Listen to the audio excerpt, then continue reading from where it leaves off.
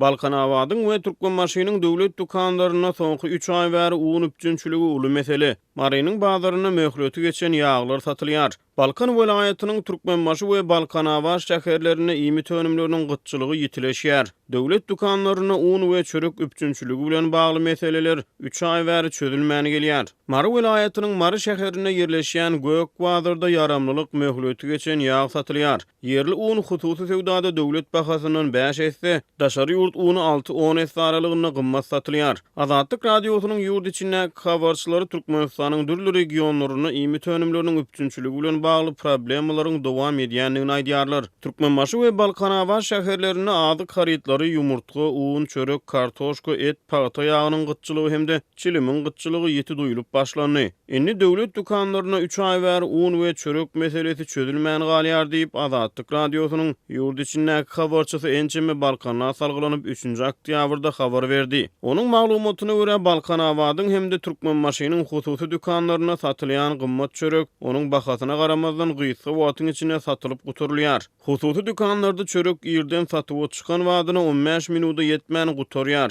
Emma iň ardan çörek 6 manat, süýtlü çörek 9-10 manat diýip habarçy aýtdy. Ými tönümleriniň üpjünçüligi bilen bagly problema Mary şäherinde de dowam edýär. 1-nji oktýabrda Marynyň Gökbazarynyň ýerdeminini arassalanmadyk paýta ýagy ýerden sagat 5-8 aralygyna satyldy. Bu barada Azatlyk radiosynyň marly habarçysy gidlenlik şertlerine şeýle habar berýär. Şu gün Mary welaýatynyň Mary şäheriniň Moğolnepes köçesiniň uğruna ýerleşýän Gökbazarynyň ýerdeminini arassalanmadyk paýta ýagy satyldy. Ol ýerden sagat 5-8 aralygyna satyldy.